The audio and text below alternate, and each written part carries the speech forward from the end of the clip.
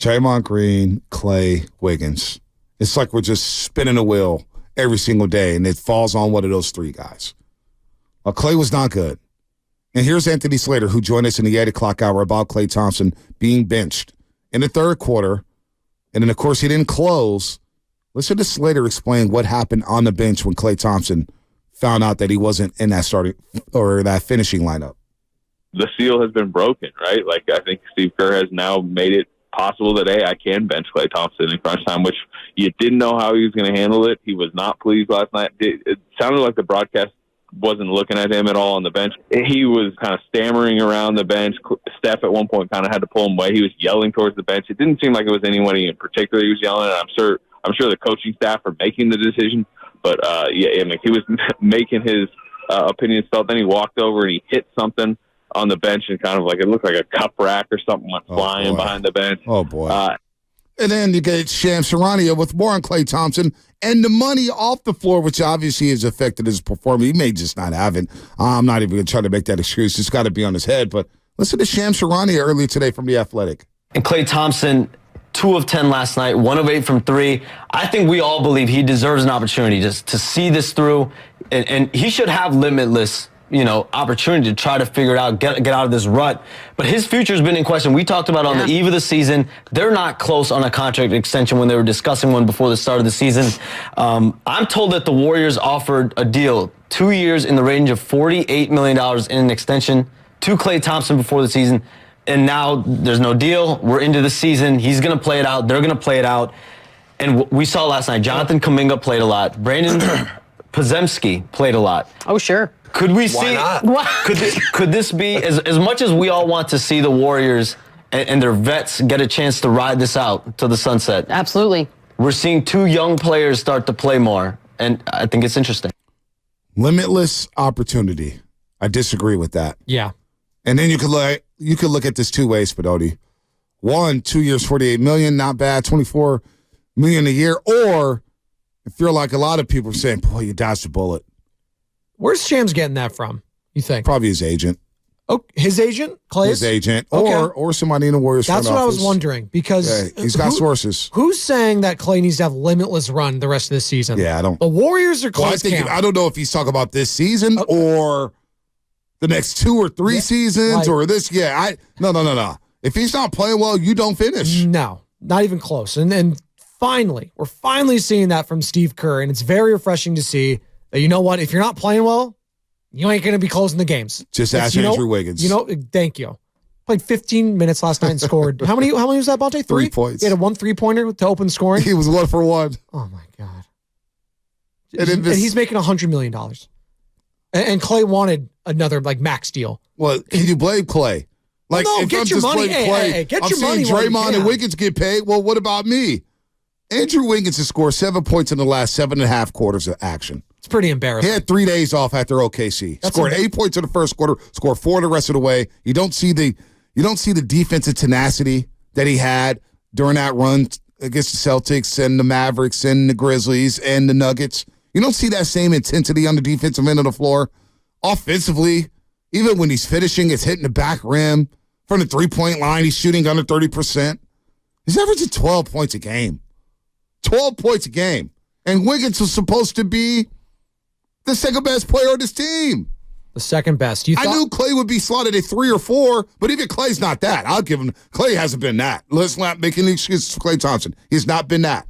So there was some, legitimate injury excuses for Andrew Wiggins. Obviously, he had that late injury, was it the rib injury against the Lakers there. He tried to guard LeBron. He had the flak jacket on or whatever. He couldn't go at LeBron in the playoffs. He was clearly compromised. He was done. So he had some time to recover, had a slow start to the season. I can deal with that. I can understand it.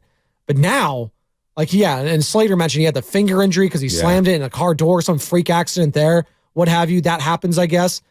But it's all healed up. And it was just bad. Just bad. Last night. I'm trying to be like Zion Williamson pronouncing lackadaisical. That's what it was last night. If we can find that, please, for the love of God. Zion Williamson. When did he do that? We're lackadaisical? He tried to say that yesterday. He tried to say the word it's like a phrase. It's a word, right? Lackadaisical. Yeah, lackadaisical. He tried to say that, and it looked like he was stressing big time. Like Kevin Garnett trying to pronounce, what was it again? Oh, man, when it can't be pronounced. What did he pronounce? Somebody on the Comcast Business text line, YouTube and Twitch. What did Kevin Garnett try to pronounce? That was hilarious. Equivalent. That's what it was. Equivalent. He couldn't say the word equivalent. Well, he didn't go to college. Zion went to Duke for 4 months. Well, he skipped all the classes. Must have been online. Right, well, we've learned what happens at Duke University when it comes to classes. In North Carolina, nothing happens. Nothing happens. And then Coach K will come out to you saying, "What's your major?" Somebody's doing your homework for you. There you go. Scott Moran, what's happening? Scott, you're on the roast, man. Now it's all AI doing the homework. Hey, What's up, Scott? What's up, Scott? Yeah, I just wanted to get to the actual basketball. You look at these guys crying about, the Warriors need bigs. They're second in the league in rebounding. They out-rebounded the Suns last night by 17 or something. The problem is they're not shooting the ball. Let's see, Wiggins, Curry, Thompson, 11 for 41 last night. Game. Yeah. So my thing with the rebounding, a lot of these teams are getting second and third opportunities against the Warriors because they're so slow and small. Yeah. The 50-50 balls, which is where the youngsters help, they're getting to them. You watch Steph or Klay or Dre or Wiggins, Looney, they try to get the loose balls, even Chris Paul for that matter. It's just not happening. So they did out-rebound OKC. They out-rebounded Phoenix. But they are the worst team in the league when it comes to scoring points in the paint. They need, and this team, and what did I tell me? When teams are going and attacking the paint, for the most part, they're dominating the Warriors inside the paint. Oklahoma City outscored the Warriors in the paint 78-50 Friday night. 78-50. What does that tell you, Spinone? You don't have an Anthony Davis back there. You don't have a big who could block shots and alter shots. And Looney hasn't been playing well. No, he hasn't. And he's never really been a rim protector. Exactly. Slater kind of mentioned that. And, to ask him to be doing that, he's had the injuries, obviously. And Nurkic, 11 times at the line last night. 10 of 11. You just go to the free throw line, by the way. And the Warriors, and when they got to the line, the Warriors, 18 of 27. Not good. That's not good. 29 of 34 for the Phoenix Suns. But you know what, though? At least they're aggressive. Kuminga went 3 of 7. Moody went 4 of 6. They're drawing fouls. They were. You had 6 free throw opportunities come from your starters. Steph with 4, Klay with 2.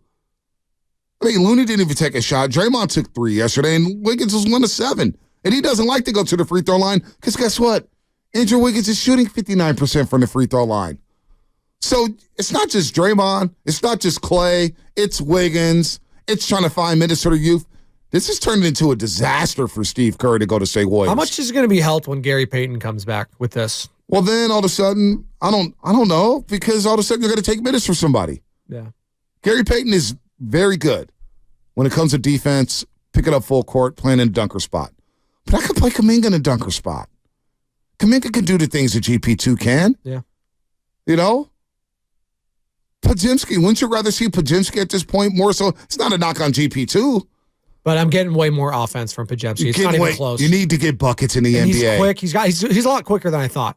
And I know most people are going to be like, well, he was a white guy coming out of Santa Clara. Like, was he Steve Nash? And by the way, Steve Nash was there courtside watching it. They kept trying to do that connection. I was like, let's relax. Steve Nash, one of the greatest players in the history of basketball. But you know what? Podziemski is one of the better players on the Warriors right now. So he's got to be featured. He's got to play. Moody's got to play. Yes. Kuminga's got to play. These guys have to play. It should be obvious at this point. Yep. And I think it's becoming more and more clear to Steve Kerr and the coaching staff that these guys need to play more. Let's go to Tone in Oakland. Tone, what's happening? You're on the roast. What's up, Tone? Hey, what's up, fellas? So, man, I think I understand the reason why I couldn't find the blue and red Origins jersey in 23. I wasn't meant to have it. Draymond Green jersey? Yeah, man. I was scouring the earth trying to find it, and I couldn't find it. Wait, hold on, Tone. You're trying to find a Draymond jersey? Oh, man, he hung up. He hung up there. I wanted to know if he was trying to find a Draymond Green jersey before this season. Because the timing seemed to be odd, but you know what? He can't find it. I guess he was saying, I don't know. I don't know what that was. I don't know what I wanted to see where it was going. That was on me. That was a fat finger mistake. Tone in Oakland called back. I want to hear the Tone in Oakland. Let's get weird, folks. Tone in Oakland, where were you getting at? Red and blue. I was like, Detroit Pistons? Like, what are we doing? I don't know what he's talking about. I have no idea. Alan in El Dorado Hills. Where's the El Dorado Hills at? I have no idea. This is your area, brother. Sacramento, right? I figure Sacramento. Alan, you up there in Sacktown? Yes, sir. Yeah, yes, I figured that. Yeah. What's up, Al? All right. So everyone touched upon the players. I just wanted to see your feedback or what your thoughts on how warm or hot is Coach Kerr's seat. I'm looking at the schedule between now and New Year's, and I'm calling out 13 and 22. You know, yeah, a couple of games here and there. Obviously, some of the teams are going to play. You kind of look at now, but prior to the years, you can say, "Oh, that's a dub." But now I'm looking at maybe the Brooklyn game, maybe the Wizards game. Okay, all the other games, I'm flipping a coin, right? But as the season wears on, as Kerr has to adjust and have to make changes, I've also saw some major blow-ups or some major bad calls. Moody on the sack game. Yeah.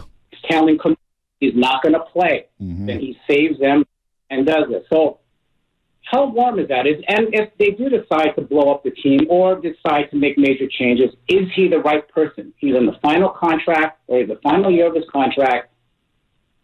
His style, I've yet to. Well, his seat's not hot. It just may be empty after the season. Correct. Because we understand what he's coaching through. He doesn't have a deal on the table. But Kerr's made it a point saying, hey, I want to coach. I enjoy coaching. I love coaching. But he doesn't have a deal on the table. And I don't know what's going on behind the scenes. It's kind of reminiscent of Bob Myers last year, where it's just like it was out there. Like, I thought Divs was onto something at the summit when he said Kerr's going to sign in 3 weeks. And I was waiting for that. I thought the extension was coming. What do you do if you're Joe Lacob now? He can't be happy paying all the taxes and seeing all the different lineup combinations. And you're Mike Dunleavy Jr. now. What hell of a first year for you dealing with this. Yeah. You get rid of Chris Paul. You get Chris Paul. You get rid of Jordan Poole. You got the situation with Draymond Green. Andrew Wiggins is a no-show. This can't be good. It's tough year for my guy, Mike Dunleavy Jr. It's not good right now. And he's got some questions to be answered here in the coming months when it comes to the trade deadline, too. What are you going to do there? Yeah, he's not tied to the core, right? He's not. Like, I know he's been with the organization, but he wasn't Bob Myers. So when he gets elevated to this position now, listen, he can be cutthroat. He can be. Yeah, he can. Here's Steve Kerr on Draymond Green. Yeah, we need him. We need Draymond, but he knows that. We've talked to him, and he's got to find a way to keep his poise and be out there for his teammates. More on Draymond Green from Steve Kerr. Draymond's still a hell of a player. Still a really good player. So we need him. If we're going to be a really good team, we need him. And then, are there going to be lineup changes? Everybody's been asking about lineup changes basically for 3 weeks. He sounds so defeated. Who? Steve Kerr? Yeah, he sounds so. Yeah, he knows. I have no idea. I mean, honestly, we were just trying to win the game tonight, and we were struggling with some of the lineups out there, and we've made the decision. I made the decision at halftime to put a different lineup out there. Felt good about it, but we obviously did not follow through and play a very good second half. So lineup changes, veterans not showing up. You got a Wiggins or Klay problem, a Klay and Wiggins problem, whatever you want to say. Two of your top wings on the team, they're not getting it done. It's just not. The starters have been horrific. We're 23 games into the season. 23 games into the season. It's just not. It's not good. Now, if you play the Kumingas and the Moody's and the Podziemskis and you elevate them to the starting lineup, I said this last week and I'll say it again. Let's please have patience with these youngsters because it's not going to be pretty early. No. If this is what you want to do when you come to lineup changes and you're begging for lineup changes, well, you're probably going to get some lineup changes. We got to have patience for these youngsters. And that's the thing. Because if you start doing flipping flopping with everyone, then no one gets consistency. Then the chemistry's all effed up. And then the losses start to pile. The blame game begins. We've seen this with bad franchises in the past. And the Warriors aren't a bad franchises. But you've seen it with teams that aren't organized, I should say, top to bottom. You see it in the NFL. When you bench your quarterback, then you try to, it doesn't work for the other guy. Then you bring so-and-so back, and then that doesn't work. And then the wheels fall off. Then the head coach is looking for another job elsewhere because he couldn't find the right combinations. So, yes, patience with the young guys if you elevate them because they will make mistakes. Mm-hmm. But you know what?